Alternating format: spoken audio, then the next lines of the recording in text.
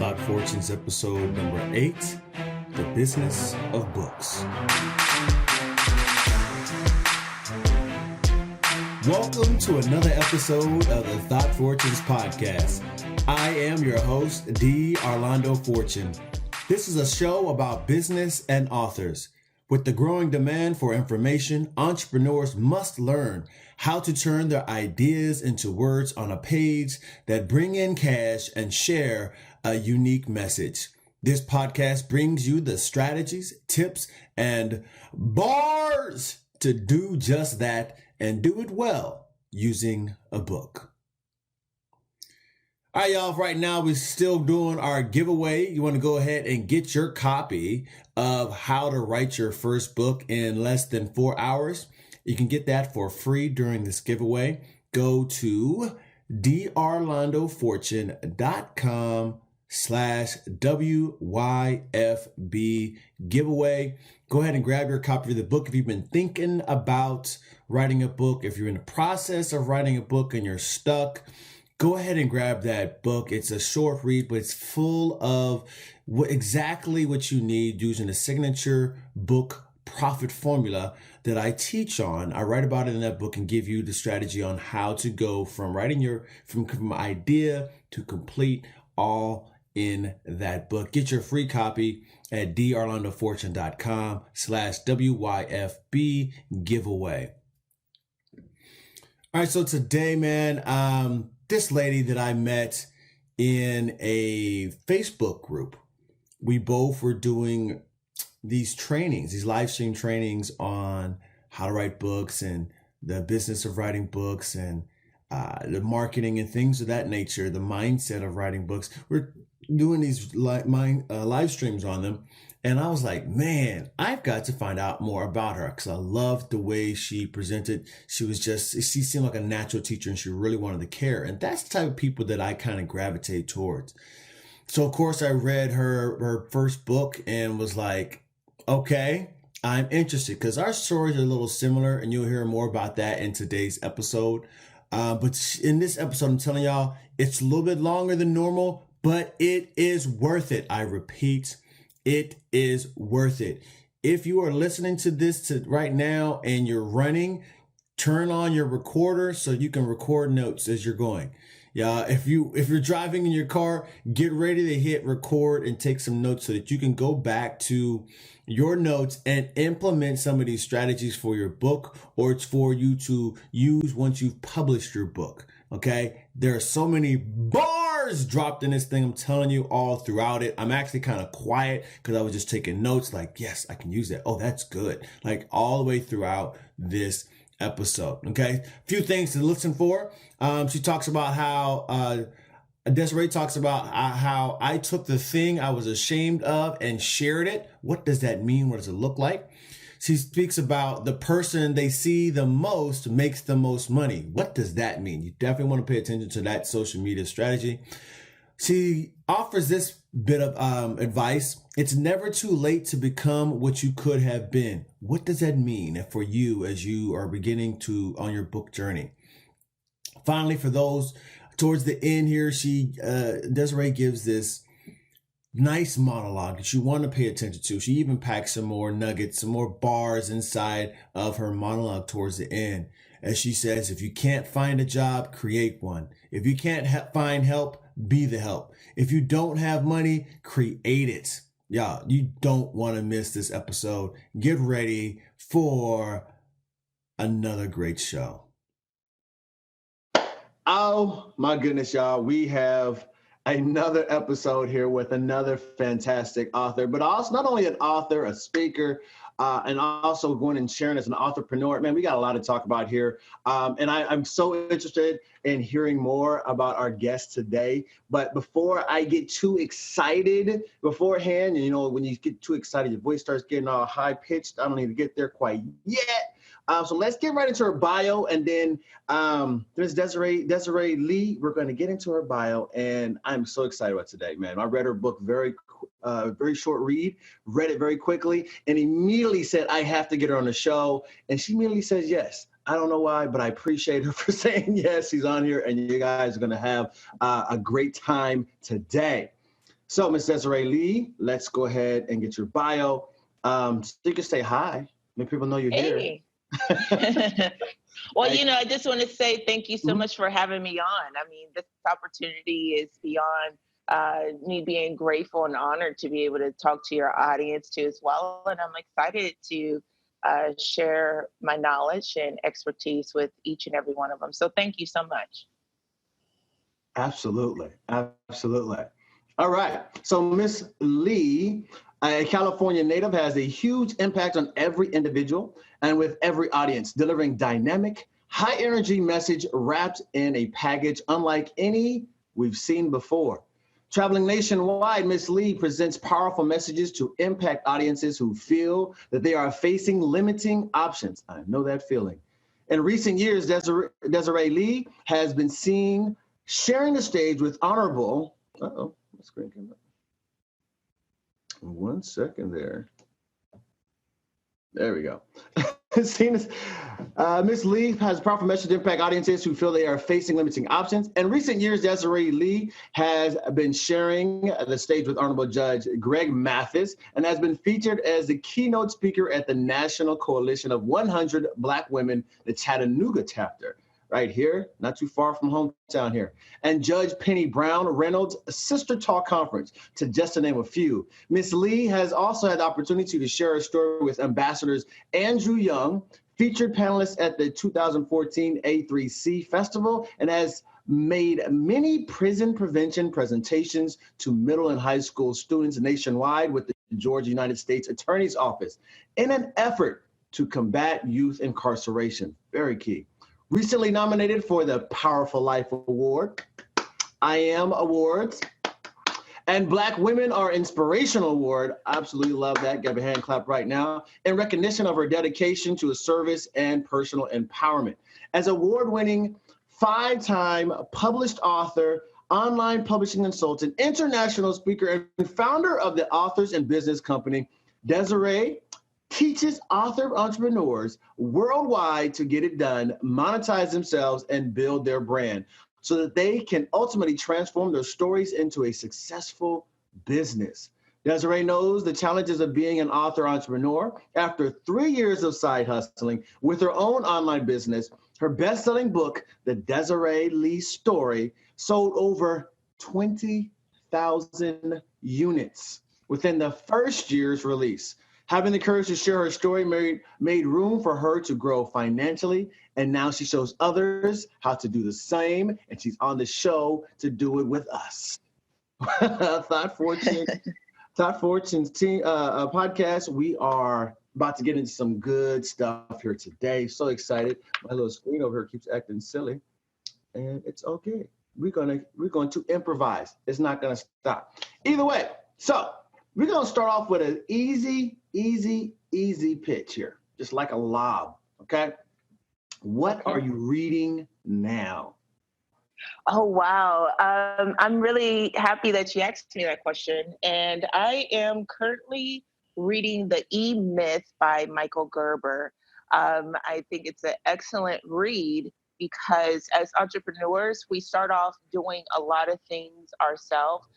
We become the customer service rep, the assistant, the CEO, the creative director, and also the talent.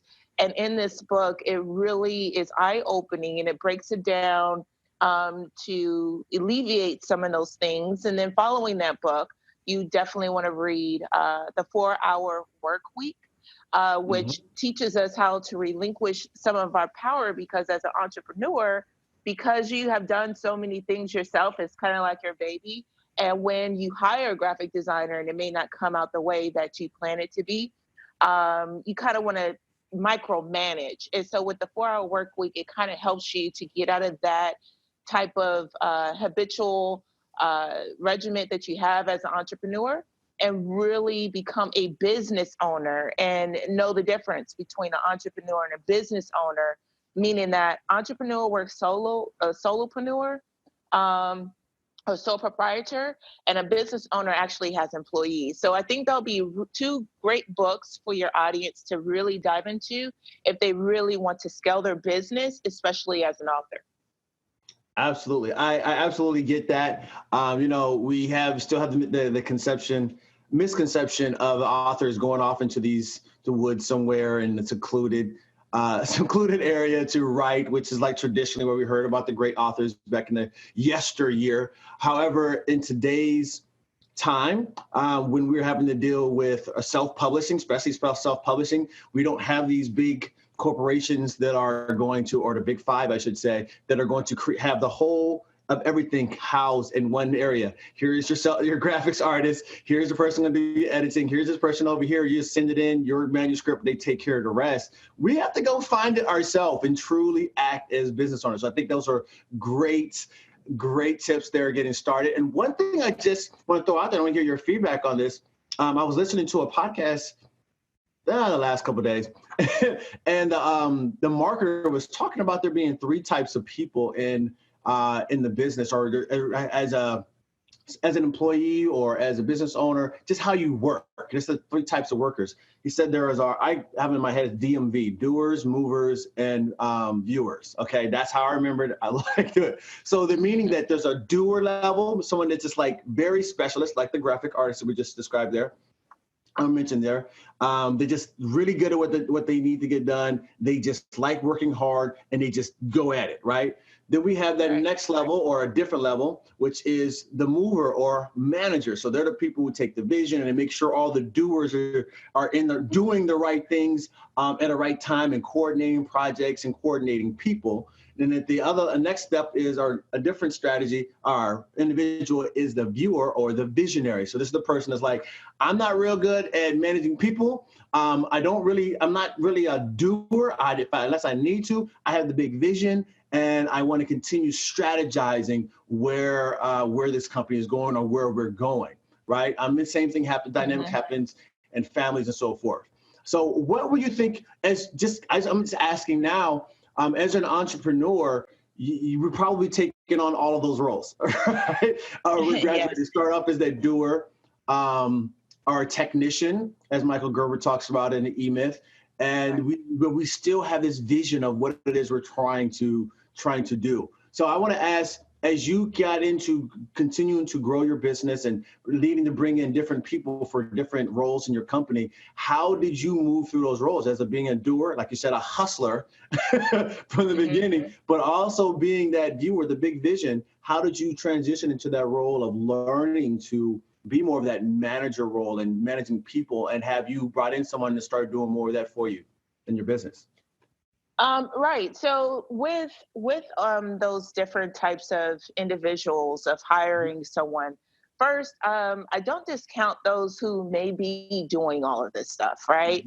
It's definitely not a bad thing. Actually, I encourage it because I need to know if I'm going to hire someone into my company, I need to have some sort of idea of how to do it myself. So then that way I know that they're not overcharging me, or I know that where they missed a step, or I can correct it, or maybe because I'm hiring an independent contractor, or another company to do this, what if they get sick? What if they have a death in the family? And I will be able to, because I have used that experience of doing it myself, I'm able to jump in and actually complete the project too as well. So I don't count that as the beginning steps as minute, or you want to exempt that really quickly. You definitely want to know a little bit in every department and area of a business to be able to finish your project. However, how I transitioned from one or two, first thing I looked at is what is taking up most of my time. And because I am initially a visionary, I can literally see somebody can say, hey, look, this is my idea. And I can literally map it out from the beginning to the end in regards of marketing and everything. So I'm start there. The second thing that I'm really, one of my strong points is marketing and advertising. I love the psychology of sales. I love human behavior. It's just really fascinating to me. And that's like my happy place of being a doer in that area. However, I was taught by one of my mentors to hire your weakness. We may know a lot of stuff and everything, but we may not be strong in everything. It's like a jack of all trades, but a master of none. So I Mm-hmm. first had to see what took up most of my time and what I was really a master at, that is just really easy for me to do and didn't take up a lot of my time. Once I honed down on those key components of myself and just by myself, being honest with myself, then I hired those individuals. I listened to this guy named Dan Locke, and he says with hiring someone, you want to give them a lame horse, meaning that like at the horse track or a jockey, you want to give them a horse that may not be doing so well, and then see what they do with it. I remember with hiring a graphic designer or my social media manager now, he wanted me to give him new photos. He wanted me to give him new content for him to be able to market my social media pages, increase my sales. And I told him, no, use what I have. So that's a lame duck. Use what I have and let me see what you can do. And when you hire someone in transition, before I put them on a 90-day probation period, Mm-hmm. because sometimes it's not about how good they are, but it's also just like you said with the mover, the manager. Can they pull out that vision the way that you intentionally saw it? Can they add value to it? Maybe they see something that you didn't see. And also, can they complete the project at a timely manner too as well? So during that 90-day period, he had to not only just prove himself, but do we get along? Do we argue? Are they trying to take over the company as if they know what's best for you and all this other kind of different things? So during that, then once we move forward from that, then we transition. Birds of a feather flock together.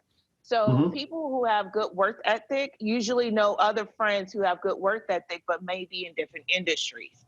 So with Mm-hmm. that being said, he may know some of his colleagues in regards of event managing when we host our annual authors and business tour every year. He may Mm-hmm. know who he has done social media marketing for. He may know of other companies who he has worked with prior to. And so with that, I kind of lean on my independent contractors to kind of point me in the direction of hiring other people in my department. When it comes to hiring the doers, then I hire either a call center, an actual business who hires people who work from home, or Mm-hmm. a tip agency, because then they do the vetting and then I just hold that company responsible. And so that's how I transition as a entrepreneur into a full-fledged business owner. And so now when it comes to sales, I don't actually hire a specific sales rep. I hire a call center Mm-hmm. and give them that. When I want to see launch something or see how the public responds to it, I will hire a company to do a market research study, and it may even be just online. When Mm-hmm. it comes to marketing or promoting an event, especially in different states, then I will go to a public relations agency instead of an actual independent Mm-hmm. person, because I know they have different SOPs or standing operating procedures in place, which then increases my chances of messing up or spending money and losing money or getting in that funk. With I can rely on people who can heighten or improve my weakness, which is time. I can do all those things, but it's time, because I service so many clients, so many authors, so many business owners, that I just Mm-hmm. cannot do that right now anymore. What I used to do back in 2012 when I first started. And so that's what I do. And it makes it much easier, and the money is worth it. I don't know what you think about that, Fortune. Now I'm just hearing bars, and when she was in the zone, I was like, let me not jump in here because I wanted. I was like, back in my head, I kept saying bars. It just kept wanting to come out because I'm saying, yo, I'm gonna tell y'all right now, you need to rewind and like instead of listening at 2 times the speed as you're listening to right now, put that at the normal speed and listen and take notes, pause, take a note, pause, take a note. Because I just heard all types of ways for you to not only structure your business as you're transitioning from that solopreneur into being an entrepreneur into being that full-fledged business owner, right? And the mindset as she was shifting, as Desiree was shifting from that me getting it done, grinding and hustling to like, look, I need to do what I'm great at creating vision, seeing the vision for my authors and my companies that I'm working with. And now I need to have someone execute at my level or better. And that means I'm going to find someone who can take my good and make it great. That's what I heard. Okay. Right. And then I heard you say, but then not only that, but when it comes out, I didn't even think about what you said there. That which just blew my mind there for a second was like, as far as hiring those the doers, the people who are specialists at certain things, and also like using the PR company. That's fascinating. I didn't even think about doing it. My thing was like, I'll find the event planner and let them do their thing. But there's what I know from event planners, they hire PR companies to go out and help them get the word out. So I might as well go directly to the source that they're going to go to anyway. So I'm hiring them to hire the person. I might as well just hire myself. That's fascinating. Right, right. And it saves you a lot of money because I did at one time hire that. I did. I'm a believer in people. And so Mm-hmm. when you see other entrepreneurs and maybe they're just starting out and stuff, let me tell you this quick thing that happened Yep. and the why the lesson came from that. I was on tour and I had a $50,000 budget Mm-hmm. to execute this tour. With this $50,000, I wanted to do a really great. I thought the planner, really understood the vision, was going to, have the money to hire the people that she needed to execute this. It different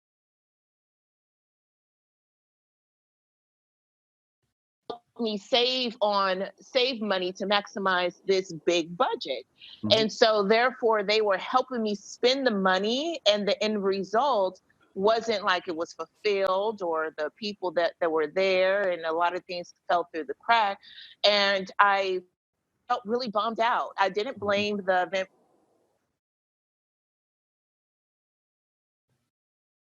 but I hired to try to save time of doing it myself. And Mm-hmm. so with that, as an author, with your book signings and everything else like that, you can get it's always the time that we're kind of trying to recoup, not necessarily the cost that we're trying to recoup. Mm-hmm. And with that being said, I could have saved a lot of money if I just hired a big corporation.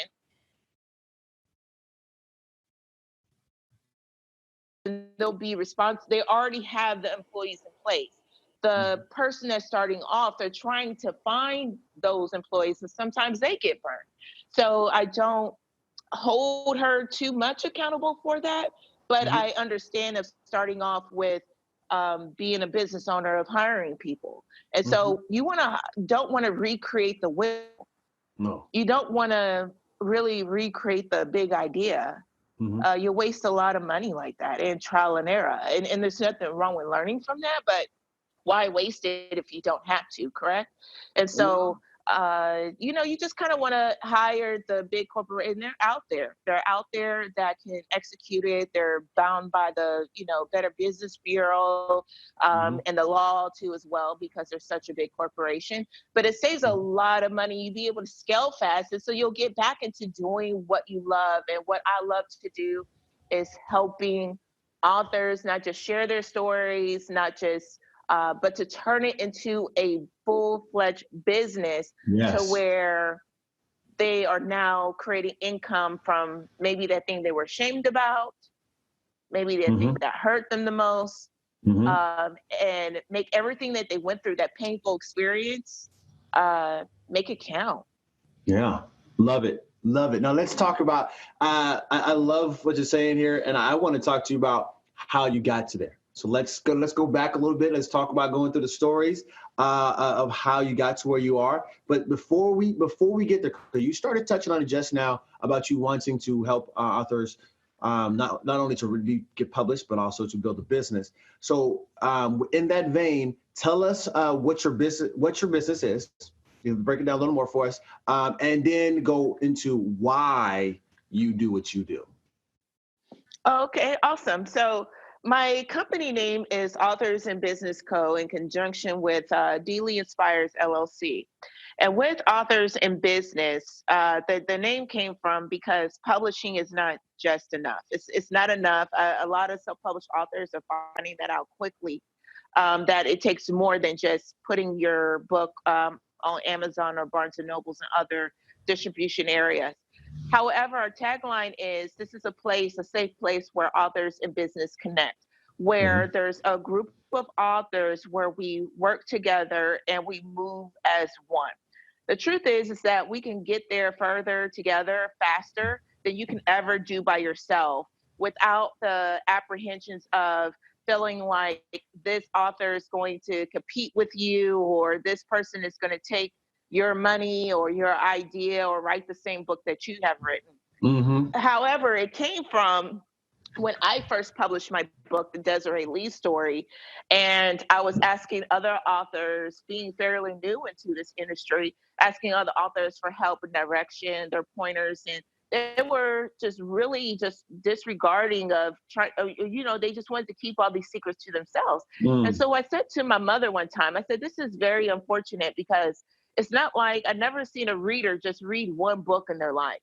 After No. they read your book, they're going to want to read another one and another And- one and another one. It's continued yeah. education. So, Yep. why are authors in fear of, I'm going to take their readers or their ideas? And my mom said, stop complaining about it and just create what you want to see. And so that's when Authors in Business came about. And so it is a monthly membership. And with that, I take the inspiring author and help them publish. Now, we don't focus on the writing process per se, but we help them after they finish writing and completing all that to publish their book, to marketing their book, to really go on tour and to turn that into a marketable company to one day either sell or scale or leave it to their family. Hmm. And that's what we do with Authors in Business. And we do a group book signing every year, like I mentioned prior to, every year with big corporations as well as our partners in our tours. And so that's what we do with that. What motivated that or why I'm so personable with my members. I think that's the favorite thing or the biggest thing I always hear from every author is that, wow, thank you so much, Dee Lee, for just taking the time to talk to me and treating me as a person. I know I'm your client and your customer, but you really believe in my vision, my book, my story, where they want to go as if it's your own. It's because of my mentors that have done the same for me. When I was at the dark place, which I call it in my life, being a convicted felon for 11 counts of armed robbery, 5 counts of aggravated assault, back against the wall, being released from prison 6 years after being released, trying again, trying over and over again to where I got to the point where I was tired of just being tired and I wanted to commit suicide. I was just tired of going through those hurdles until I Mm. met with Justacia, the lady with the mustard seed, the stranger that I met in the nail salon, to now having coffee with her the next day, which ruined my suicide plans. To her just listening to my pain and what I was going through and told me to just try one more time and believe again. From that, she just took the time to talk to me. It was only 10 minutes every week, but just Mhm. to check on me, just to say, I see you, I believe in you, until I could believe in myself. Then led me to my second mentor, Mr. Dan Moore Sr., who's the president of the Apex Museum here in Atlanta, Georgia. And they continuously pour into my life. And the way that just made me feel, the way it just gave me not hope, but power to where it's kind of like a baby bird who's filled with oil to where you nurse them back to health and now they can fly in the wild again. And Mhm. so I just want to give everyone I come in contact with that same feeling, but to be able, not as a crutch. I don't want to be their crutch. I know authors are with me for a certain period of time, but to be able to fly out confidently, financially, in the world again, even though they've been through that, their own personal dark space, and be confident, and then encourage them to help other people do the same, which Yes. then we are now changing the world. because I can't reach everybody by myself, Fortune. But Mm-mm. if I can help you reach 10,000 people, help one of the listeners reach 10,000 people, we already reached 20,000 people. And eventually, if we keep doing that, we'll give other people permission to do the same. And that's the movement of what I want people to see authors in business as. And when they see us on tour, when they see us at our events, when they become a member, it gives other people permission to help someone else without fear of someone taking that, and then they can do the same. And then we'll be in a better place as a whole, as a community, as a world. Absolutely. No, no, what I really love about this hearing that story was the idea, which is very key for anyone who's going through those trying periods where life seems like it's testing you, but you don't want to. You're tired of taking this test. It's like I'm Right. over this test, and someone comes in your life, God shows up in your life through some other individual, through some text, through some movie, through music, whatever it is, and if someone shows up in your life for something, and they start that belief from that person or individual gets transferred into you. That's in my first book. I talk about that in and how to get your beliefs to have belief in yourself, and may mean that you have to borrow it from God at first, right? Right. Like, obviously, you got me here for some reason, and if it's not as strong there, you may have to borrow it from your community. And how important that is that we all who have gone through things to support each other, because there's someone else. We had another author before us talk about you haven't gone through that for you to keep it to yourself. For you to keep that lesson to yourself. You're supposed to take it and give it to someone else who's coming through that same thing you've been through, and share that message, right? So you to move on to that next level in your life, and them to move on to the next level in life and continue on. And I love that you said, I borrowed her belief in me until I started believing in myself. I know that to be true for my life. And in so many other addicts that I work with, or I see, I'm a part of their lives, or seeing grow through that journey of us pouring into them, that you can recover, you can change your life, you can come out of that dark place, you can have faith in yourself, you can rebuild your life, you can reconnect and have relationships and family and love, but not seeing it while you're in that dark place. But I know you can. Right. Because, a lot of people are just waiting for permission. I mean, Yes. think about, we've been programmed to hear the word no, like since we were younger. No, you can't do this. No, you can't jump off the bed and think you're Superman. No, you can't go here. No, because you're a woman. No, because you're this certain color, black, no, because you're a Latino. No, because you're old. No, because you're too young. No, even on the rides at Six Flags. No, because you're too short. And so sometimes we have been on the edge. It's like, can I really do this? Can I really do that? And we have adopted that belief system of no. And people are waiting for someone to give you permission that you can do certain things, because sometimes even if they didn't ask and didn't hear the word no, they'll tell themselves no. And so I'm glad that you're doing that, of telling more people that they can, and showing them, say, hey, yeah, you can. Look at me. I'm out here. There's nothing in the water.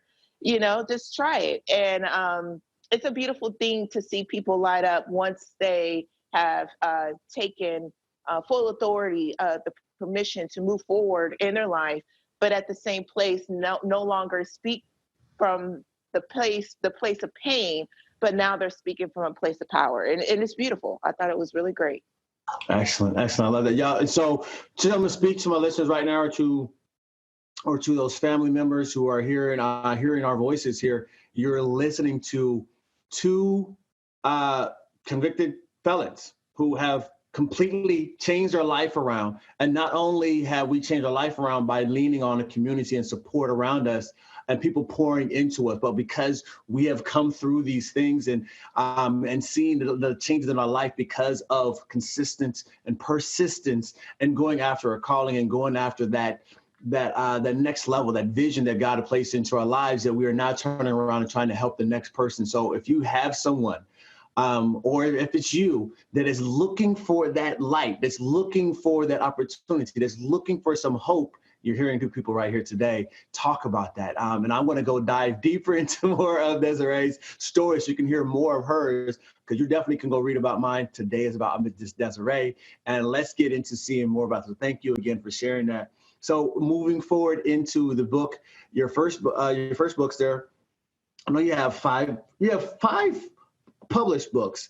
I think I've read three of them so far. Oh, wow. Thank you. Yes, I did. You make them easy to read. You make them just like having a conversation, which is the best way I believe of writing these books now, especially business books and books about personal development. If you're having a conversation with me, I'm more apt to listen to it than you trying to speak over my head. You need to do it. I don't know. Maybe just because I'm getting a little softer and I want people to actually talk nicely to me for all that mean talk I did to myself. But when did you first publish this book? Just for those who have not read it, when did you first publish your book, and then why did you publish that book? I published my book in March of 2014. So 5 years ago is when I published my first ever book, which is Inmate 114-2980, the Desiree Lee story. And it's available on all distribution platforms. And how I came about that, I was a speaker for 2 years before I became a published author. And being a speaker, going into the schools and sharing my story, and also in churches and different organizations, I was getting called out to a lot of places, and I was on tour speaking. And I never took a speaking class in my life. And like in my book, it shows that, hey, look, this was not planned. This was not like, oh, this is what I'm going to jump into. It happened, and I felt as though, hey, look, I probably went to prison, so no other child has to experience that. And if I had to bear that pain so nobody else has to, then it was worth it. And every time that I went to an engagement after I finished speaking, multiple people always walked up to me and said, hey, do you have a book? And I say, no, I don't have a book yet. I don't even know where to start. And the people who were asking me didn't know how to start it either. And so this went on for about a year and a half to 2 years. And I found myself on television. I was doing TV interviews and radio interviews as a speaker. And Mr. Dan, my mentor, one day flipping through the channels, heard my story, and he sent me a message on Facebook. So guys, if you're listening to this, make sure you keep all of your social media handles the same to make it easier for that one person to be able to find you and contact you. And so from that, I was so excited. I called my father. I was like, oh my gosh, can you believe the president of the Apex Museum wants to sit down with me? And so my father told me to write a list of everything that I want, regardless of how big or how crazy it sounds. Put everything on the list, because you don't know how that person can help you. And from that, what people I think have a difficulty with is that they really don't know what they want. And so when somebody is ready to help you, you don't know what they have in their hand, who they know, and you just don't know what you want. So I did what my father said. I thought it was crazy to go to see the president of the Apex Museum with this piece of paper. That's all I had in my hand. So I had on there a house, fortune. I had on there a $300,000 house. I had on there about 5 different cars. I had on there my wardrobe, where I went to go, as far as my speaking engagements, how much money I wanted to see in my bank account. And I also had a book. So Mr. Dan said, and he tells a story all the time in his museum, because he said, I never had anyone come in my office with a list.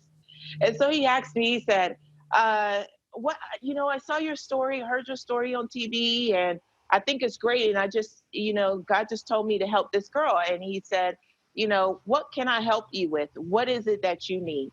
And I pulled out of my purse. I just had a purse, and I folded back my little notebook, and I said, here's my list. And so he said, I can't help you with the house. I can't help you with the cars. I can't help you with this, but I can help you publish a book. And he has helped me publish my book started January 2014.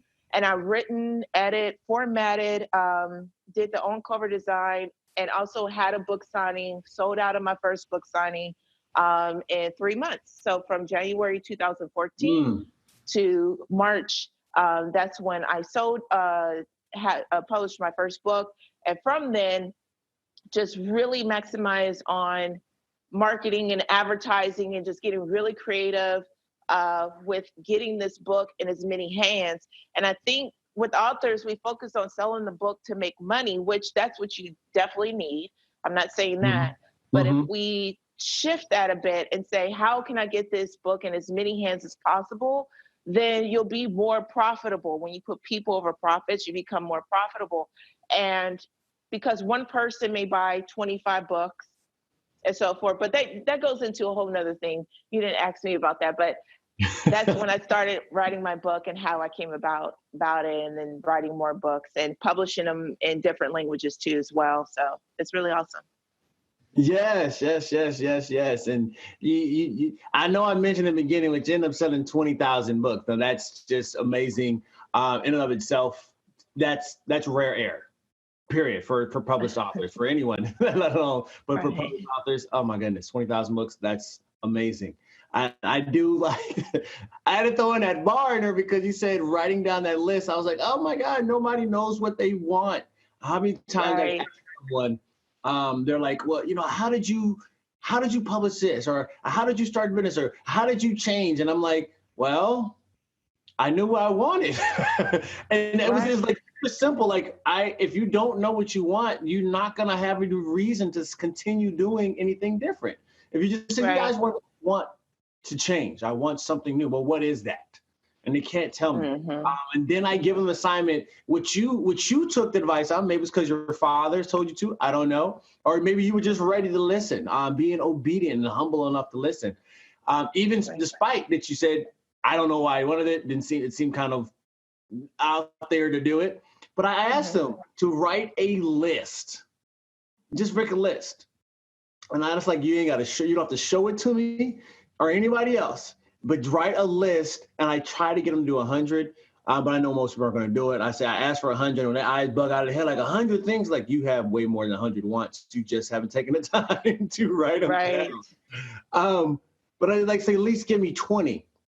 Rarely does anyone I follow up with them, do they have a list of 20? It's like, that should take you like 3 minutes max to write a list of 20 things that you want in your life. And people, and I hope that those who are listening to this, that they take that note to write at least 20 things that they want, because the truth is people want to help you. They just don't know how. Because we have this mask, we have this routine, everything looks put together, and they don't think that you need this specific help. Another thing is, I can have $10,000 and not tell that person I have $10,000 just to give them, because I just want to give back. I just want to pour into someone. I see, oh, this person's working really hard. What is it that I can help this person with? And they don't even have what they want. And then you leave money on the table. You leave the next direction on your crossroad in your life to getting there. And so when you're writing down those 20 things, just like Fortune is telling his clients and his customers to do, then it kind of opens up the mind a little bit and saying, oh, I had this, I could have been done this. I had this in my hand. I have time to do this. And somebody else knows this person to do this, or they can help you get to that point to actually turning what you have written down on paper and making it tangible into reality. And it's a beautiful thing. So I hope you guys are listening to Fortune and writing down your 20 things, because you never know how they can literally come to fruition.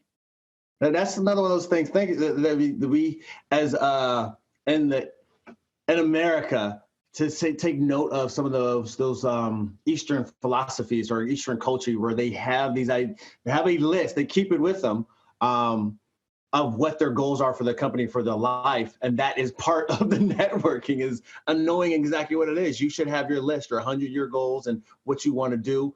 But it's part of their culture to have it. We don't. We're like, we got everything. We get lazy. And that's another story.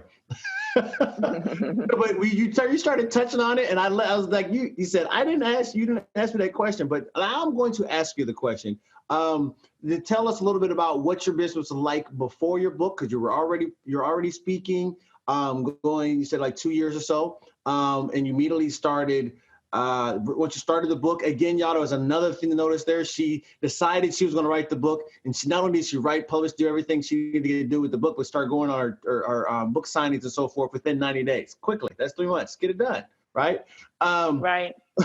What business? And for y'all to say you can't write a good book in 90 days, she sold 20,000 copies. So I'm just saying.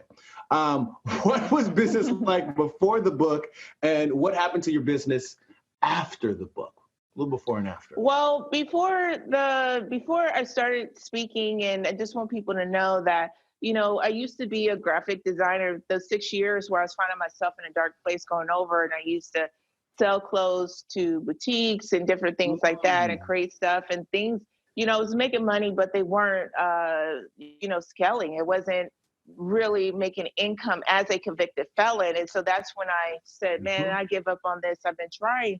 And so I literally took the thing. What's amazing about this whole thing is that I literally took the thing that I was ashamed of, meaning that you don't just walk up to someone and says, hi, my name is Desiree Lee and I'm a convicted felon. That's nothing to be like, oh, I got a badge of honor. And, it's not like saying I got 3 doctorate degrees or something, And so with that being said, I just took the thing that I was ashamed about and just shared it. And no one can use that against me or, and it will help people at the same time. And so from speaking for those 2 years, I was literally didn't know this, but building my audience prior to. And so in creating relationships and talking to influencers and different things like that. Once I published a book, I just used transferable skills from those past businesses that I had, what worked, what didn't work, what I can apply to this. And so I look at selling differently than the average author or business owner, meaning that when I meet one person, I immediately think of how many people do they know, how many people in their audience do they have, and how can I help them help their audience? So when I started speaking at engagements, people will come up to the table and say, oh, I have a group of girls at my youth day, and I won't say, oh, just buy one book. I'll say, well, how many girls do you have? They'll say 50, 100, 200. And right there, I would immediately say, well, if you buy 50 books or more, I'll discount the price. If you buy 100 books or more, I'll discount the price. And that one person literally just bought 100 copies of my book. Now imagine at this one speaking engagement, 3 people, just 3 people, not 300 people, but 3 people buy 100 copies of your book. That's 300 books you sold, not including everybody else. I also found out that some people buy 10 books, some people buy 2 books. Not everybody just purchases one book for themselves. So when I realized that, I started to sell my books in bulk instead of selling it one person, one book. I started to sell my books at boxes instead of one person, one book, one business, one book. And that's how I started off selling more copies, 2,000 a week, 1,000 here, 500 books here, as a whole. And then moving forward, as I was going to the juvenile system, going into talking to these kids who are selling drugs, who have live in poor environments. And as I was talking to these young people, this one guy told me straight up, he said, Miss Lee, you're telling us to do right. And you're telling us to listen to our parents. Sometimes that is the problem. I said, yeah, I understand. And he says to me that it's not that he sells drugs because he wants to. He sells them because he has to in order to survive. A young lady says the same thing, and it just kept being repetitive with these young kids. So I felt to myself, Fortune, how do I tell this kid to stay out of jail, but I don't give them a means to acquire funds in the legal's way possible. So Yep. then guess what? They became my, if you want to call it, my runners. And so the young people, I said, hey, look, guy, you can sell my book. And so what happens is I initially fronted them, started off with 10 books, and I split the profit 60-40. And so this young man goes in the grocery store parking lot and with tattoos all over him and says, ma'am, I'm trying to stay out of trouble. This lady came to my school.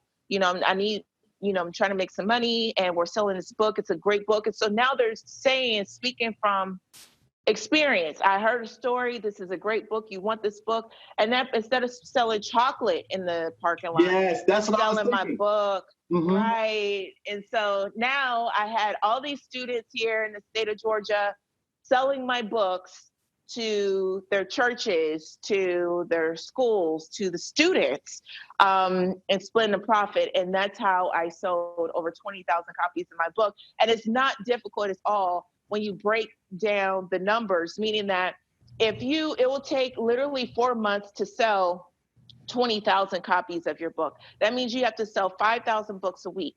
Well, if you break that down weekly, that means you have to sell at least 1,250 books a week, right? And so if we look at the month of July, let's just take this as an example.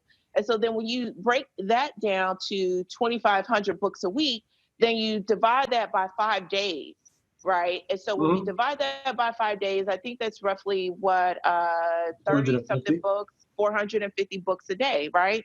And so when you break that down, when you say 450 books a day, so that means on Monday, you can get one person to purchase 100 copies of the book, 4 people to purchase a box of books. That's only 4. So is that really hard marketing? Do you know 4 people? Do you know 4 churches? Do you know 4 schools? Google them. People don't want to Google anymore. Like, Google them. Do you know 4 bookstores, local bookstores around your area, just 5 miles away from you, that you can literally sell 450 books on Monday? Then, you keep going forward and selling them in bulk. And then you made your quota for that week. And then eventually you'll make a quota for that month. And if you wash and repeat, just stay consistent. Don't change what works, right? And then you just keep going on from there, and you're able to sell 20,000 books just like that. And so it's easier. And so with that, when I was speaking with the United States Attorney's Office, guess how many books they purchased every single month? From 500 to 900 books every single month, which added to my 5,000 quota, right? And so when you look at it like that, it's not I want as to know about that difficult. conversation. Huh? How does how did that conversation go? It's like, was this on the back of helping with the prevention, like doing things for helping the children, teenagers, and so forth to not go into crime? So this was kind of like part of their initiative for that? Is that you fit your way into there? Was that part of that? Yes, and no. I started off with speaking at the schools and was literally only getting paid maybe $100, right? And I just took what I needed because the kids were more important. Instead of selling my book, and I had a book, instead of selling myself to the department or to the teachers and proving to them why I need to talk to the kids, I sold myself to the kids. And see, the kids are the ones who brought me back to the school every single time, because now when they ask the students, who do you want to speak at your graduation? They say, Miss Lee. So it wasn't me trying to prove myself to the staff. I was talking to the kids, and the kids are the students who brought me back. Being that, once I got on contract with them, which of course is more money because I put in work, they saw the result, and that's when they brought me on contract. Now, with that being said, is don't despise small beginnings. Sometimes you might get called to speak for free, but you can always sell books, right? Yeah. And so to cover the costs or the expenses you may have as a business owner. However, out of all the individuals that they had on contract, I was the only one with the book. And so I used to just bring 3 copies of the book and give them away. And the kids started to ask more for the book. They all wanted a book. And since when have you heard of kids begging for a book? Like literally, like kids are saying, I don't have $10 to buy your book. And I said, well, you have to ask, the head honcho over here. And so more and more kids creating that demand, supply and demand, creating that demand, then that's when they say, you know what, we need books because the kids would keep asking for this, and this is something. And we never seen kids really ask or beg or, try to negotiate to get a book. And that's how the contract, the second contract of purchasing books became, because on average, I was speaking to 900 to 1,500 kids every single month. Okay. Excellent. Well, one thing I definitely want to point out there is you prefaced it with, I have a different mindset about sales. And what I heard was interesting. It is definitely a different mindset about sales. I like the fact of you realizing that there's more people behind that initial sale. And not only that, but you asked questions to find out who are the other people that they are going to influence. Since you've already influenced them, it's not about you influencing them more. If I'm understanding this philosophy, it's not about influencing the person in front of you more, because they're already there. They're buying from you, so they're already bought in. How are you going to help them influence other people with your message? Absolutely. You got it. Okay, that was like, dang, that is interesting, because I want to sell more books, but in order for me to do that, I need to get the books in more people's hands. And it's the people. You're the source of me getting into more people's hands, as we talked about. You can't go touch everybody, so I need some other people to help me. I recruited that person as an advocate for you instead of selling to them your book. Oh, that's right. Right, and it's somewhat of, for the business owners who may not be authors, it's somewhat of a affiliate program, but it's like the people are not online. And so the young people know that social media, boy, I'm telling you, we know a lot, but they are really ahead of it and knowing what their audience wants, their millennials are looking for. And so, and it feels good. It feels good to make this money. It feels good to obtain the money, because I'm literally, instead of this guy selling drugs, now he's selling books, and it's changing his perspective of things, and I'm helping people at the same time. So it makes the money that I make more rewarding, and not necessarily like, I'm just doing this because it's just a different type of gratification. And that's how I measure my success, based upon how many people are successful around me. I don't grade myself. I grade where everybody is around me, from my clients to the young people to my family to everything, that if they're successful, then I must be rich, because, that's how you grade it around those people. And so if I feel that maybe I know something to help them, I will, because we want to be more successful. That is an excellent strategy for you. Hearing that, you've heard it repeated twice, so that's confirmation without giving confirmation. If you're speaking to these youths and you're like, how can I help them? I'm going to execute that strategy. I will be executing that strategy. One of the programs I work with here is a trusted mentors. So one of the things I get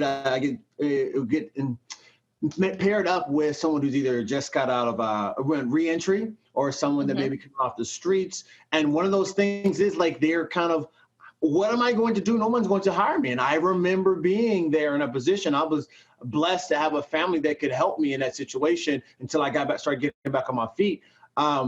But how do I go out and start doing, like, I know I need to build a business.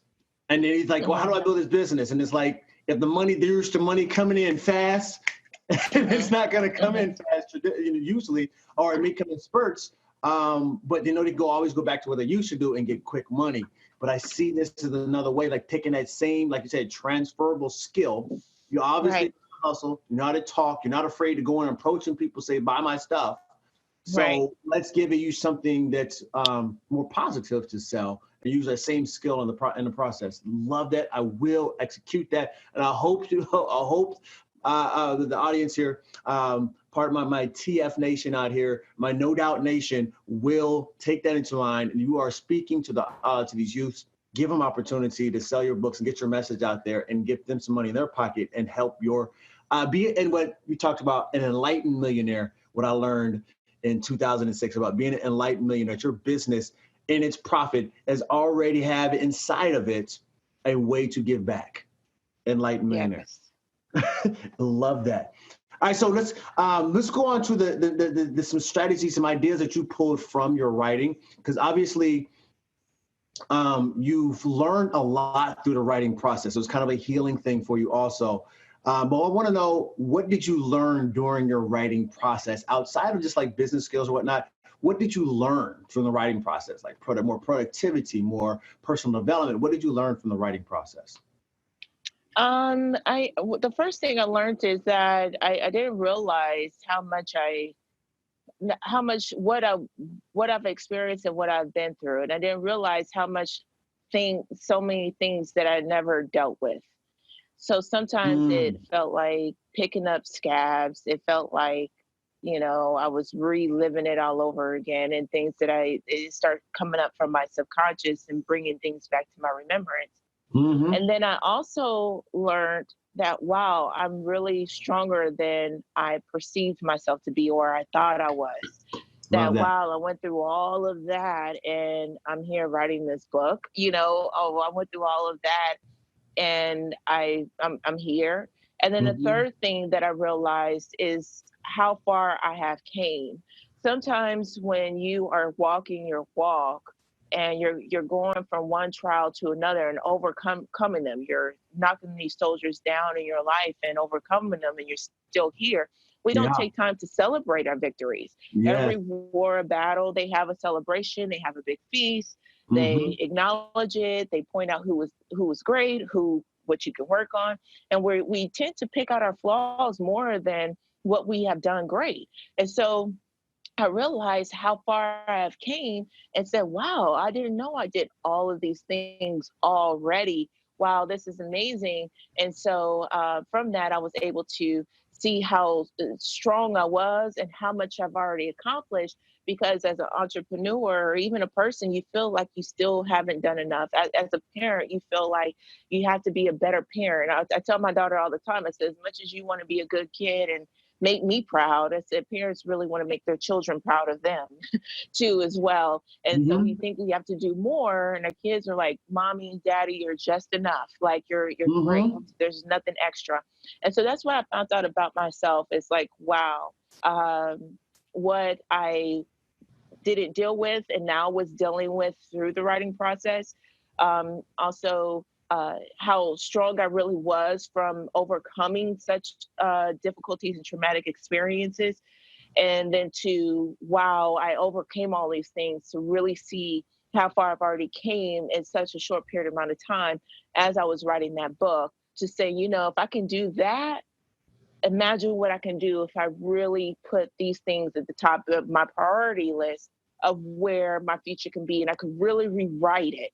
I really Hmm. can transform it. I really have the power to create, because I tell people all the time, especially at churches and organizations, I ask them this question, and it's a little thought provoking, but I asked them, I said, do you believe God is in everything? And Hmm. a lot of people say, yeah, God is in everything. So I said, so you believe he's in the trees too? His spirit is in the trees. They're living things, right? He said, yeah. So do you believe God is in you? And they say, yeah. And I said, well, to think about, if God, the almighty, omnipresent, beginning, last, alpha, omega, and he's inside of you too as well, to just have a little corner of that created this whole, all this vast beautiful thing, to just have a little corner of that, aren't Hmm. you not powerful too as well? Hmm. Aren't you not? Can you not create your way? Can you not make a way out of no way?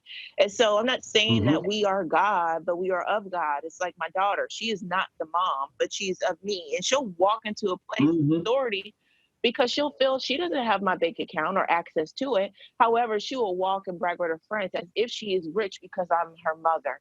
Now, that's how God wants us to be, Love because he that. is our Bars. father.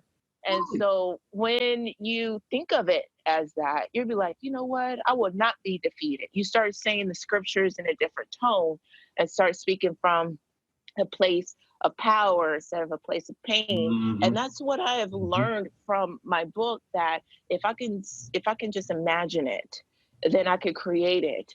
and then eventually I'll become it. For whatever you put after the words I am is eventually what you become. And when you do that, when you understand that, even when Moses asked God what his name was, he said, I am that I Mm-hmm. am, And then I you'll am. be more careful with your I ams. Mm-hmm. So what do you tell? That's What do what you I tell them? learned. Who do we tell them that sent me? Tell them that I, I am. Right, I Oh my am. goodness, yes. Hey, I almost want to say amen. Matter of fact, I'm gonna say it. I just heard a word right there. You need to really take heed to what it said there, and I wanted to say in there to you that I'm proud of you for continuing to move forward, and I'm grateful that you continue to share that message of what it looks like to really not only look back at what's happened in your life, but then see the successes in there and see where God has been touching you in your life. That is a phenomenal thing to see once we really start looking into it. And I only have Thank you so more much. things, most definitely, more things coming in store for you as you continue to move forward in your life. You know, you touched on something there that I found it took a lot of years for me to accept. A lot of years to take for me to accept. I knew God, and I believe this has been true for some of those people. Business line just kicked off. What I found difficult to accept for so many years is because I know I was certain things that I wanted to do in my life, and I know God had certain things He put on my heart, and I kept saying, "Oh, I get to it. He's got me." And and every time I got through another trial, or I made this mistake, and then I got lifted up out of it, or got blessed in a situation, or pulled through that situation, I said, "See, God's got me." And I would continue doing what I was doing, thinking I always have time. When it's time, I'll just like, "Nah, I'm ready, God. When I'm ready for you, I know you're gonna be there. I'm good." And that's so arrogant to think that way. Every time I think about it, how arrogant I was in that. But that in doing so, when I finally got to the point, like, man, I made a lot of mistakes in my life, right? But I pulled through a lot of them. It's like when I finally accepted the fact that God really wants the best for me, I have to do what my best and let Him handle the rest. That's it. That's a philosophy I had to adapt to. When I started adapting that philosophy, it was like, all right, you put it on my heart, so obviously you want me to do this. I don't know how it's going to get done, so I'm going to do my best. Mm-hmm. I'm gonna let you handle the rest of it. If it does, I can't do any more than what I can do. I love it. Was A.L. Williams who said that all you can do is all you can do, and all you can do is enough. Right. Built a $1 billion company, affecting lives of millions of people across the world to get financial success and freedom from that. It's teaching us simple principles. Love it. You've already touched on this. If you wanted to throw another one out there about your best book promo tip, and I think you kind of covered one of the best you could have out there. But for that author that has, so let's go from a different perspective. Because you touched on speaking and having your books there. You talked about going to schools and selling your books there. You talked about affiliate marketing with your street team, if you will, with hiring your street team to go out to sell your books. But outside of let's go to a different perspective, because that's more of hustling, and I hear the hustle in you. That's what I heard. Hustle. You got it in there. You got the mind in there. Let's talk about a best promotion tip if you want to go online. If you have a strategy there, one of your favorite or best strategies for promoting your book online. Well, there really isn't a best one. I think every marketing or promotional tip online is the best. Okay. It's just before I actually give the tip, I want to give a disclaimer that, you have to literally be consistent. The person that they see the most makes the most money. Okay. So the person, when you look through your news feed or you see an individual or ads or whatever the case may be, they are making the most money. I got this from Rashonda Pratt, and she says visibility is definitely power, and it's also profitable. I want to add that part. And so with that, being said is that whatever tip or marketing avenue you want to use online, you have to make sure you're consistent. If it's not consistent, it will eventually fizzle out, it will eventually die out, and you will find yourself having to start from the beginning to build that momentum back up.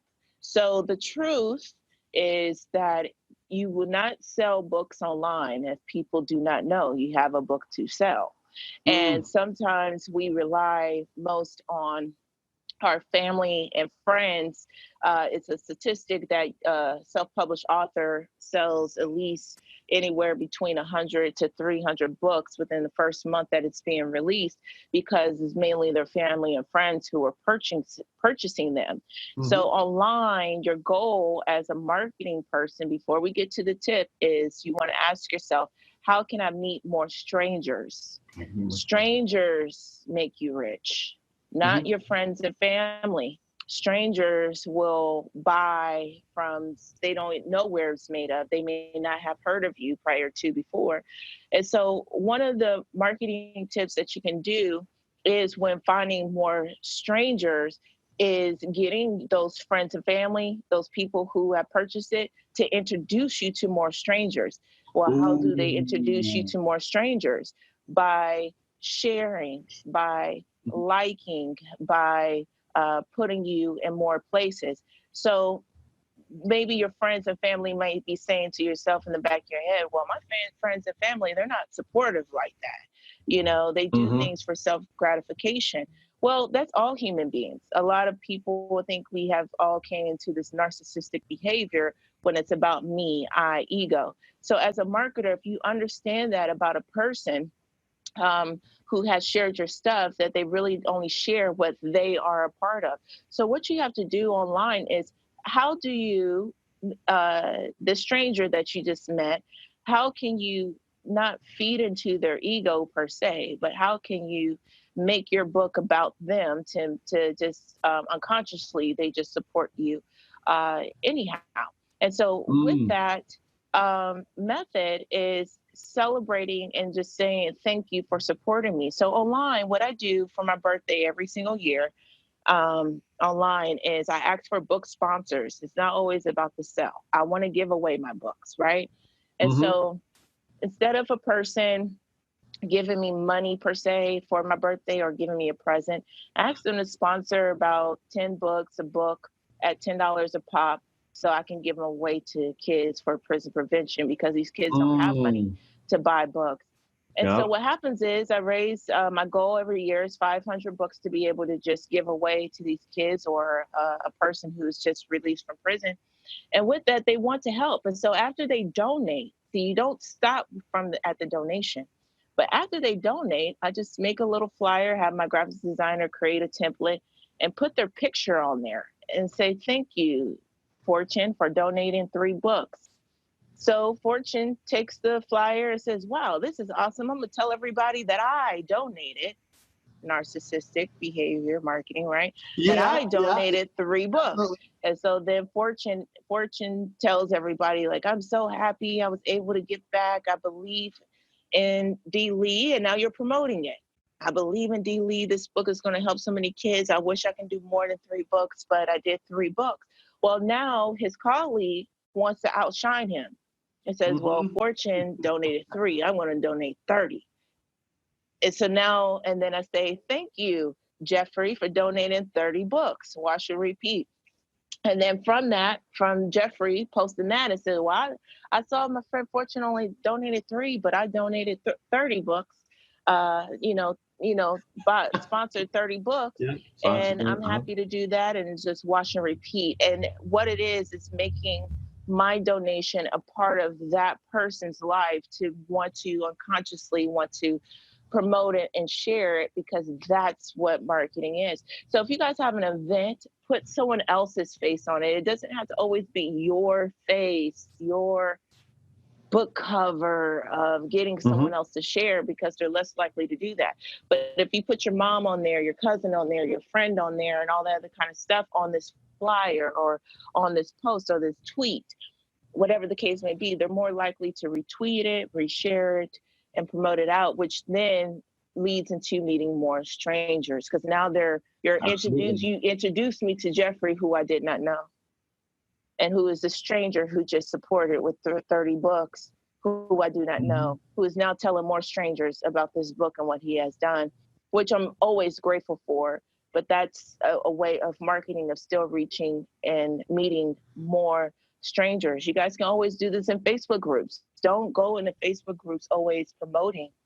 I like what Kat, the course builder, is doing with Teach Me Tuesdays. But I tell you Mhm. what, during the Teach Me Tuesdays, and that's how we met, is when I share inside of the group on Tuesdays in her group, which is an awesome, powerful group, I get more customers. I get more customers. Mhm. Why? Because I'm doing what she has asked, which is elevating her business, is revalidating her business, her group to the other members. That's what is Mhm. revalidating what she's teaching. However, those individuals, then some of them then turn into customers, clients, and or opportunities, just like this interview. And Mhm. so when you go into meeting more strangers, especially in Facebook groups, going to more events too as well, especially which translates back online. Um, you'll be able to promote your book more, more fluently. A lot of other consultants and corporate businesses who help authors with marketing promoting, they say, well, you need to build your audience first. And I say, I agree with that, but I disagree with it. If Mhm. you don't have an audience, use somebody else's. Mhm. You don't have to literally go out here and build an audience per se, like brick and mortar. If you don't have it, you use someone else's. It's just like credit. You don't have the money, you're using somebody else's money, right? Mhm. And then you're able to pay it back. And so, with building your audience to make more money, is meeting more strangers, and you use their influence. Your friend who has 5,000 friends, this person who has this many people listening to their podcast, utilize other people's audiences in order to help build your own. Absolutely.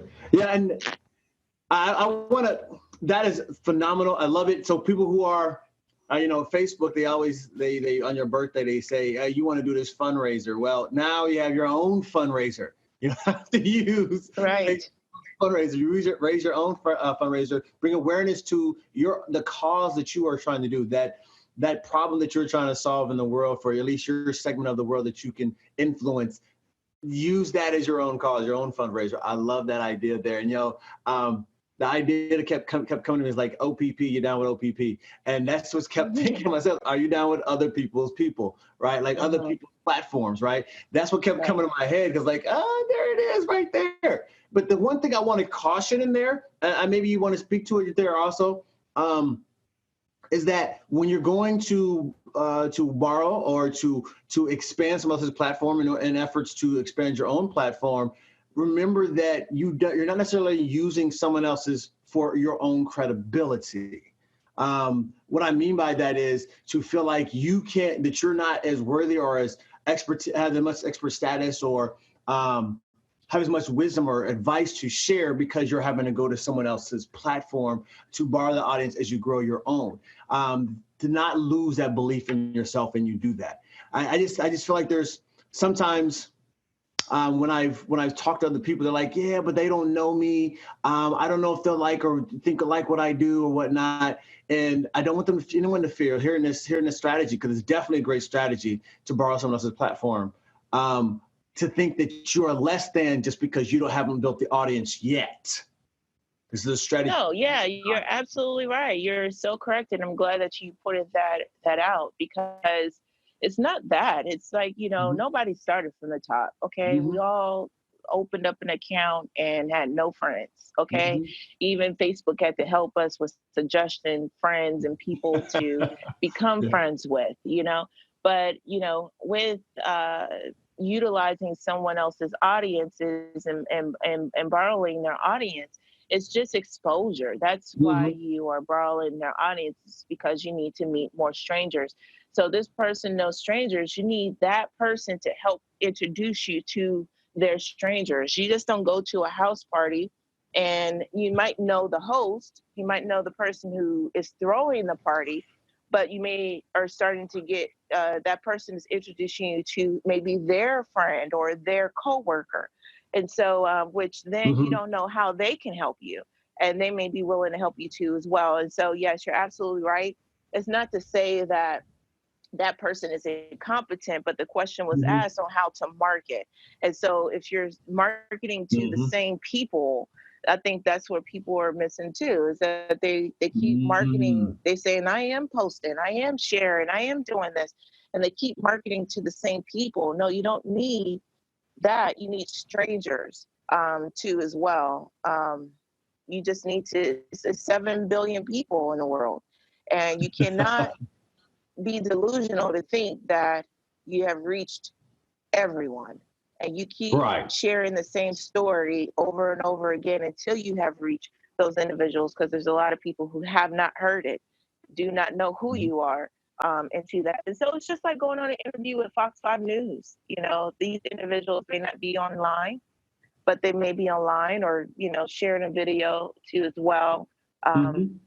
to really grow, expand your audience. So yeah, you're absolutely right. But those are one of the marketing methods that I share. And there's a lot more. I mean, there's so many of different tips and different strategies or different elements that apply to your listeners today. That we host in our membership group, that we put them all on. We stay on top of the new author trends, Mm-hmm. 20 of each and every year, that we provide for our members too as well. And like I tell them, hey, look, I may tell you some great idea or some new thing to do. Don't hop and jump. Take the information of take the bits and pieces that apply to where you are right now, and Mm-hmm. an effort to bring you to the next point. So that is really true. That's so true. But those are one of the ways that you can definitely use to market and expand your reach with promoting your book. Excellent. Love it. Love it. Love it. All right. So we have one more question here before we get into the the last list of fun stuff, and just mellow out a little bit here towards the end. I want to know how for yourself, how how you're leveraging your book now for your back end product sales. Like, so I know with your first book, Inmates, and I'm not trying to number all the numbers right now, 116, I believe it started off with. But your other books, you have books on getting published, on writing, things of that nature. How are you leveraging these books right now for your back end products? Well, first let's start off with the book. Mhm. And this can go into back end products. And I Mhm. use this analogy with water. Okay. Now, water is water, but you can transform water into ice, but it's still water.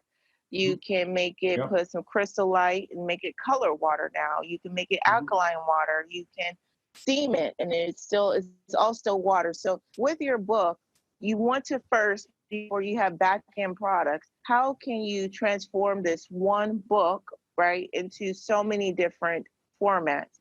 Meaning that Yes. I have 2 movies on Amazon Prime that I produced back in 2014, 16, and 15. What? I mean, 15. And so, which tells my story. All right. And then you have your books in different languages too, as well, that you could take the same thing. Maybe it's not necessarily going out getting products. Maybe just take it and just translate the language, because a lot of people don't know this, but if you publish your ebook or your paperback on Amazon, it's already available in 12 countries. So if you are in Mexico and your native language is Spanish, why is your book still in English in Mexico? It's not selling, I've been thinking about that Spanish thing right? a lot lately too. Right, right. And so even in Japan, and also in, Italy, and Mhm. different things like that. And so with that, and people digest content, which is your book, in many different formats. They're visual learners, kinesthetic learners, and also auditory learners, and different things like that. So when a person understands that, it's that, hey, look, there's going to be a group of people that's going to want to read it, group of people who's going to want to watch it, group of people who wants to listen Mhm. to it. Now, how do Mhm. I use these methods, these specific products, in order to increase my back end products? Is an extension upon that, meaning that inside of the ebook, there's video, Mhm. which then goes into YouTube. Then it turns Mm. into online courses. Then in the my instructional material books, then it goes from instructional material to becoming a member, to then now coming on tour, then to now us doing a big ticket item service for that author or that individual. And so with that, with when you're saying your back end products, it's not always a t-shirt, Mhm. it's not always a different things like that. But with those products, not everybody's going to want to read, but they still want to support you. And so I Right. use these books for speaking engagements, then in turn to bigger platforms to of exposure, then to scale that and having those evergreen products. And so Mm. when you look at it like that, when you have more than one book, then you want to bundle the book. Okay. So then you're not just selling, you're saying that people are not buying the first book anymore. We'll bundle it. You have the book, the workbook, and the DVD. All the Desiree Lee story available on Amazon. And you can sell it as a package, as a bundle, Mhm. too, as well, instead of individually. And so with increasing that, for my product, using what I have, my story, in order to help more people in the back end, is that's one of the methods or ways that I use that in order to scale the back end products, which are the evergreen, doing a Periscope and putting it on uh, Amazon Prime Video, taking my live Mhm. streams, which you already done, and sell it. You don't have to go out and recreate anything. Right. I It's ain't you thought just about got to this. put it in a My different live stream. I got a form. lot of live streams saved up. I've been downloading Right, for a right. long Package time. I it, figured out how to download. I was like, this is good stuff. I'm not getting rid of it. package I it. Put figure it out how to on keep this. Netflix. Package it. People want to binge watch your stuff. That's a bundle. Mm-hmm. They don't know where Excellent. to find it. They forgot that episode, or they forgot, because of the attention economy. Mm-hmm. Have You you know, have you noticed Amazon is starting to do more with digital products on there? They're allowing people to start putting courses on there. absolutely. And I strongly suggest that. I see it all the time, but not just with ebooks. You want to start getting into this Amazon thing, because Netflix is starting to their stock is about to go down Mm. by year 2020, because they were, which I think was so smart. It was so genius. It goes back to, don't go out here creating anything, lease somebody else's. So what Netflix was Yep. doing was leasing Disney movies and Mm-hmm. making money off of it. And I was like, wow, that is just so amazing. And Disney knew about it. They had a contract, of course. Mm-hmm. However, they're pulling their content. A lot of people who they lease to, they're starting to pull their content from Netflix and putting it on places, creating their own streaming platforms, but at the same time putting it on places like Amazon. And so Mm-hmm. if they're doing that, big corporations are doing that, then we need to start thinking about that with our YouTubes, because there's so many different Mm. policy and changes that are happening, to where now you can't do this to make money. You can't do this on advertising. You can't put your own commercials in there, sponsorship. There's so many different rules now with Yeah. YouTube, to where you got to pull your content from there and placing it on Amazon. And what's so beautiful about Amazon? Do you know Jeff Bezos never created a product? Right. He is making Right. money by helping other people make money. That's Mm-hmm. how he became a billionaire. And that's one of the biggest lessons I learned from Jeff Bezos, is that he makes money by helping other people make money. Mm-hmm. And so we can definitely learn from that too as well. So yeah, it is going from that, from courses to visual content to, as Mm-hmm. well, your video content, um, to things that become tangible, because a lot of people are entrepreneurs now, Fortune, and Mm-hmm. now they're fine. They don't have a lot of time.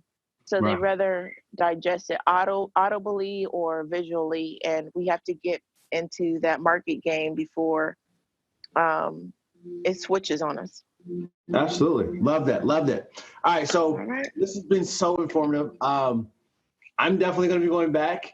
And what's interesting is I was just listening and I'm trying to like, all right, processing and ideas are coming to me. So I didn't come out into like, Mars, that's another one. Like it was happening so quickly that I was just like really focused on what you were saying. Like, how do I implement this right here? So I really appreciate that. And I know those who are listening have been feeling the same way. How can I make this happen right now? Because you've heard the same philosophy she said, that Miss Desiree said from the beginning, Miss Lee said from the beginning, is that I'm trying to help other people get this message out by getting the book out into more people's hands. And empowering them to go out and share this message. So you are helping people to get paid, and you're helping people to help other people, and it's evident in all the strategies that you talked about today. So I appreciate that consistency and alignment in all in your philosophy of sales. Because you said you are you love the psychology of sales, and it's evidence. And how much you come back and explain the process behind it. Because what some people will do when you're beginning in sales, beginning in entrepreneurship, beginning in marketing, is they will try to duplicate and copy what someone else is doing without understanding the concept and the mindset, the thinking behind it, so that they learn how to apply it to your own self. Like your strategy, your idea, your way you present yourself in your marketing is different from mine. However, the concept behind what you're doing is consistent. The principle is the same. It's just like, how do I take my personality and apply that concept? So remember that as you're hearing and reviewing these concepts from today, get the concept and how does that work for who you are and how you want to represent yourself in the marketplace. Love it. Going forward here, I have a quick question, this real simple question for you, a little playful question. What do you like to do on your days off that other people don't know about? Oh, I love to eat. Well, you down there in I'm Georgia, man, you got serious, some good like to eating. enjoy, right? I really love to enjoy like fine cuisine. So what I Mm, do on my days off, I kind of find a restaurant downtown that I haven't been to. It's kind of like an in-town vacation that me and my daughter go to. We go to the botanical garden, we go to different restaurants downtown, and we just sit there and just eat, so I can get away from the computer. So my days off, that's what I do in excellent. conjunction with going to the movies, just watching a movie in the theater. Yes. For a while I thought movie theaters were gonna go away because of everything going online, and just figured it's like people are gonna keep going to the movies. But I still love, and maybe it's just because of me growing up with it as part of something as a dates in high school or whatever. It's still part of me, sentimental or something. But I still love being in the theater with the crowd of people. We're all like, yeah, and cheering we're all involved in the scenes, and it's just the Right. environment. You come out, and you went in there like for a matinee, 2, 3 o'clock in the afternoon, and you walk out, you forget it's the middle of the day. And Right. everything's bright, and you're like, oh, it's still the middle of the day. Okay, I gotta go do some other stuff. But love that. Real quick question about the eating. Do you, when you're on those days, do you take your time when you're eating and like taste the food? Because some people just like Oh, like they're trying to yes. just eat and just get it done. They're not really like taste it, smell it, look at it, like enjoy the moment. Absolutely, absolutely. We have a no cell phone policy. Me and Yes. my daughter, we put our cell phones on do not disturb, and Yep. we actually talk and learn each other again because Hmm. she doesn't Hmm. like the Love same it. thing she liked when she was 7. There's different ways I view the world of giving her advice and really get to know her, and so she really enjoys it, and I do too. And it's just basically being Hmm. present in a moment, and food helps you do that. For us, Yes. because it's me and her at the table, because the traditional eating dinner together at night is kind of like obsolete now, Yeah. these days with everything bombarding us. And so it's really an enjoyable experience too as well, and trying something new, trying a dish that we may not have been able to eat or remake at home. And so yeah, you're absolutely right. It's really an awesome experience. I suggest it for everyone. Love it. To Love it. just treat themselves out to eat at least once a month or once every weekend. I T. Harv Eker had me, Secrets of the Millionaire Mind, I think it was years ago.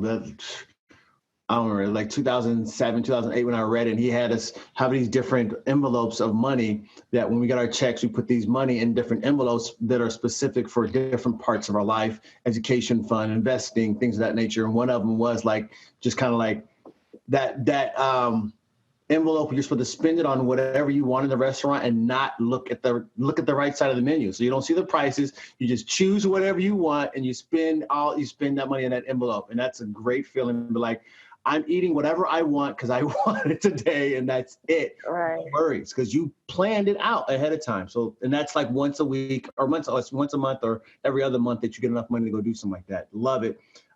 Great way to enjoy it and celebrate your successes. Definitely from what you said earlier about looking and reviewing yourself, reviewing your life. If you're reviewing yourself, your weekly, your daily review of what you've done and celebrate those successes with equal celebration. So like if you had a small win, we're not going out and blowing a whole bunch of money, but celebrating equal to your accomplishment. All right, so moving forward, tell us what your favorite book is. And maybe number 6, considering you already have 5 books published, but what is that favorite book? Or 2 if you need to, give a couple if you need it. What is that favorite book that I want to write, or the next? No, just for you. That you read. Okay. Mm-hmm. That I read. The next one would be Soar by T.D. Jakes. I haven't read it yet. Okay. Oh, you would totally enjoy it because it's not a preachy book.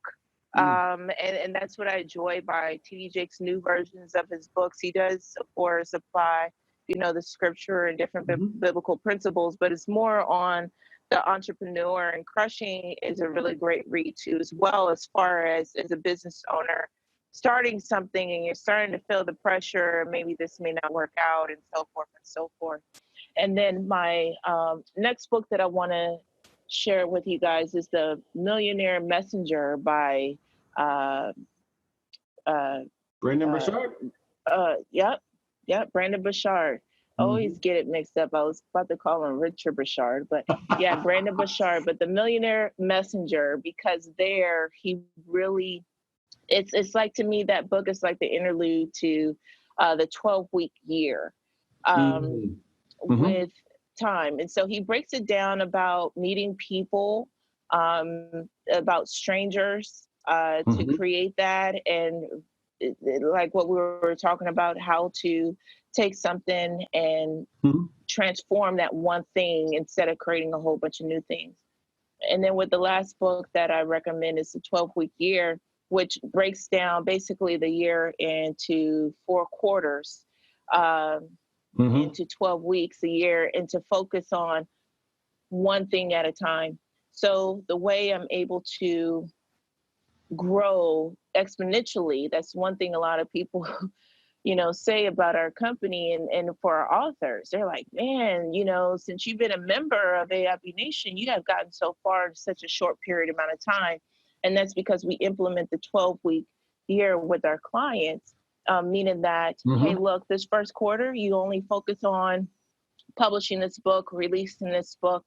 You may have ideas in between, but you're going to say to yourself, I'm not going to work on this part until then. And this helps the creative, the bouncing creative, meaning that they are the visionary. So they will always have ideas. They will always have, and it's not to stop somebody's creativity or to hold that in a box to where they cannot. It's put it in a book on when you're going to plan to, or when you're going to adapt to that. And you'll get further faster because you're a little bit more focused. Yes. And then maybe the next, 12 weeks, you're focusing maybe on, going on tour. Maybe you're focused on just your clients and consultations. And then the last 12 weeks, maybe it's just, the holiday sales and really resting and planning for the following 12 weeks. So those are my best recommended books for any business owner. To really have some really good gems. And I want to say this to you guys. They say if you want to hide something from someone, put it in a book. Put So it I'm in the telling you, book. in these books, they got some real things in there to really that you can apply. So Excellent. Love it. All right. So let's give us your favorite quote. And I know you have a couple. You can give us your favorite one or run off a few, however you feel like there. But I know you have them. well, one of the quotes that I hold dear to my heart is, uh, even the darkest hour only has 60 minutes. Sometimes we go through things that we think is the end of the world. Maybe, Mm-hmm. you've been judged. Maybe you lost it all. Mm-hmm. Rolled the dice, you lost it all. Maybe, your clients are leaving. Maybe whatever the case may be. Always remember that even the darkest moment, the darkest hour only has 60 minutes. The second quote that I live by is one by Martin Luther King, which is really encouraging. And he says that if you can't fly, then run. Mm-hmm. And if you can't run, then walk. Mm-hmm. And if you can't walk, crawl. Mm-hmm. But whatever you do, don't give up. And Yes. so with that is we fly, you're inspired and you go out there flying and then you just started running and then maybe you can't run anymore. You're tired and he's like, look, just keep going. Like just Stacy had told me, just believe one more time. One Even more if time. and at that moment I was crawling to my one more time, but you Mm-hmm. still keep going. Don't give up. And one of my quotes is, the goal isn't to live forever, it's to create something that does. So in Yes. your Ooh. growth, you know, in your building process, even if whatever it is, my goal, my business isn't, to live forever, but it's to Mm-hmm. create this thing that does. And by helping more people, even if I was to pass away, it will live forever because people will live by that mantra of we move as one, no author left behind. We Mm. can get there together. And by helping you, I help myself, which helps more people, and it will live forever. Excellent. I love it. Love it. Love it. Love it. So before we get into wrapping this up here, we got one final question. And before you get to telling us how to find you on your social media, and please talk about the upcoming events and tours you maybe have coming up here. Give you like the next 60 seconds, 3 minutes, however long you want to take. Please share with the audience what your message is, the message that you must share with the world. It's your stage. Go ahead and take it. Well, I want to begin with saying that it's never too late to become what you could have been. And with your story of what you experienced to share with the world, you went through it for three reasons. Is to prevent someone else from experiencing that same pain, to encourage someone who may be in the midst of that pain that you came out of, and to show people that nothing is impossible. And when you look at what you've been through or what you may be currently going through, not for yourself, but for someone else, it makes going through a little bit more easier to prevent that person from even experiencing it, being that stop sign for them. That's what your story is. To encourage that person who might be in it to say, hey, look, if I have to hold your hand through this, let me tell you, everything is going to be okay. It's not as bad as what you think it is. And to show people that nothing's impossible. Hey, look, if I can do this with a criminal background, the odds are stacked against me. There is no job to save money. There is no magical opportunity to this, that, and the other. And if I can overcome that, then, I made it, which then brings to, if you cannot find a job, create one. If you cannot find help, be the help.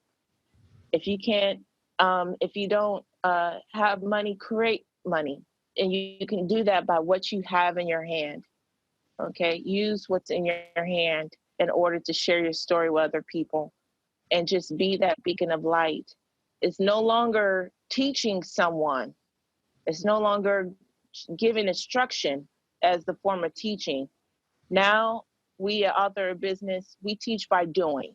So if we are to help someone, you can believe that we have already done it or used it in order to help someone else's. And the more we step into our light and in our story and in our truth, the more it gives people permission to do the same and give them living examples on how they can overcome their dark place. Amen. That's the second time you have me say amen on here now. I love that last quote there too. I'm gonna have to put that on my wall. I'm gonna give you credit for the next 2 times. Oh, okay. But after that, thank you. I'm just telling you. I'll give you credit for the first 2 times. All right, so go ahead and share with the audience. I thank you for being here. Thank you for sharing, being so heartfelt. Tell us your story, dropping the tips, dropping these bombs, dropping all types of bars on the audience here today. So, but in closing, they want to get some more of this knowledge. They want to get in touch with you. They want to see what more you have to offer, where you're going to be, how to find you on social media. Go ahead and leave us those links and contact information. Well, you know what? I just want to say thank you so much, Fortune, for just even creating this platform for other individuals to not just share, but creating a platform for those who are listening to be able to gain from, to asking those questions where it gets to the heart of the matter, to where they can literally apply today. And I think it's a real beautiful thing. And I just want to say that I'm proud of you for overcoming your things that you have been through in your life in order to share with other people to help them do the same. So that's really beautiful. And anyone can definitely find me on social media platforms and online. My website is dleeinspires.com, which is the letter D, Lee, inspires.com.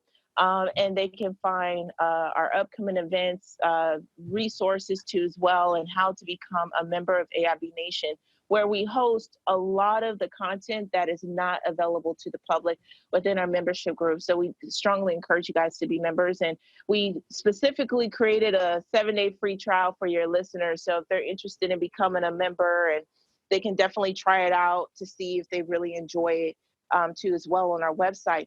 And we have an upcoming tour, which I'm excited about, where we tour the cities each year with 10 to 20 authors, and it's a group book signing. So we're one big group book signing together. We're going to be in Atlanta, Georgia on August the 31st. Also, we're going to be in Dallas, Texas in September, and we're going to be in Los Angeles, California in October. And so this is a 3-month span tour with authors. If you guys are interested in becoming one of the featured authors, you can definitely find the information on our website at dleeinspires.com. If you want to definitely connect with us or follow us or get more content just like this one and get inspiration to move forward in your business or just in life in general, you can find us on social media at dleeinspires or on all platforms at AIB Nation. That stands for Authors in Business. We are a community, we are a nation, we are a country. So they can definitely find us there. Please subscribe to our YouTube channel where we definitely have our series, AIB Talks, where you get to listen to other authors, not just their stories, but they actually give tips on what helped them or worked for them in their author career. Because I'm not one to say that I know it all. I know a lot, but I don't know it all. And so this is an opportunity for other authors to share their expertise. And so if you're looking for other ways to promote a market, we definitely encourage you guys to put your commercials or book trailers inside of our TV show, which we partner with the Cinemaker app. So you guys are more welcome to expand your reach or your audience too as well. I would definitely lend my audience to you guys and practice what I preach with that. And you can find all that info at dleeinspires.com or visit us on Facebook or social media at Authors in Business. Excellent. Love that. Love it. Love it. Hey, man, when you going to have a tour up in the Midwest, man? You down What? down there in Georgia, Texas, and California. What's up with the Midwest, man? Can't get some love? You know what? We will. We've been doing this for 4 years. And so last year, I think we were like in Chicago and DC and New York and the Hudson River. And we do tour other states too as well. But we want to get you out of the Midwest, Fortune.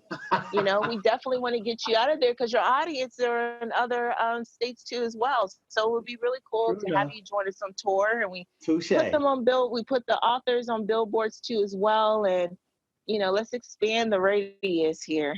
Touche. It would be awesome to have Fortune to come on tour with us too as well and meet more people. This will be awesome. We'll talk more about that, Fortune. I'm telling you, you have to come. You have to come. Most definitely. I'm down for it. I've never been on a tour with, for that. I've worked with some artists with my dad's promotion company back in the day, but never myself. I played the background. Excellent. But no, I appreciate you. I love it. We definitely have those links there in the show notes. And we'll definitely need to go check out some more of the videos, the interviews. When I see the interviews and stuff on live stream, I see you on there. You just continue to share the message and inspiring others to be authors. So definitely check out Miss Lee whenever she is live, whenever you get the opportunity, take the time to hit pause or hit that notice when it flashes on your phone and go ahead and check out what she has to say there. That being said, y'all, you know how we end this. You can be, you can do, you can have anything you want in this world. You've just got to believe. You can't live a life of no doubt, just blessings. And I will show you how. Thank you to Ms. Desiree Lee for coming on here today. And remember, y'all, you are one book away. God bless. Talk to you next time. You've just listened to episode number 8 of the Thought Fortunes podcast with your host, D. Orlando Fortune. That's me. And I want to give thanks to our sound and audio guy, Kyle Binge, and of course to our creator. Now, do you have questions or comments? Go ahead and email them to fortune@thoughtfortunepress.com. And make sure to come back every week as we break down how to leverage books to build or start a business. And don't forget, y'all, go ahead and get a copy of How to Write Your First Book in Less Than 4 Hours for free during this giveaway. Go to dorlandofortune.com/WYFB giveaway and get your own copy. Start working on your own book and make it a powerful book and a book that helps build your business. That's what I designed it to do. So use the strategies and get it done. And if you like this show, I know you did, do us a favor. Share, like, and join. Share the episode on social media. And don't forget to put the hashtag Thought Fortunes. Thought Fortunes with an S. Put that hashtag on there and I'll see that you have shared the episode. Give us your best nugget from today. I love to hear that. May give you a shout out on the show next episode. All right, then show us how much you like us by giving us a 5 stars in your favorite podcasting app. Love to see that. To get more people to the show, you have to give us some love on there, and that way they will let other people know, hey, TFP family is the place to be. And finally, get into the conversation in the Facebook group, Write Your First Book. That easy. Go on Facebook, find Write Your First Book, ask to join. Come in there and join the conversation. All right, it's your boy. We out of here. Until next time, God bless.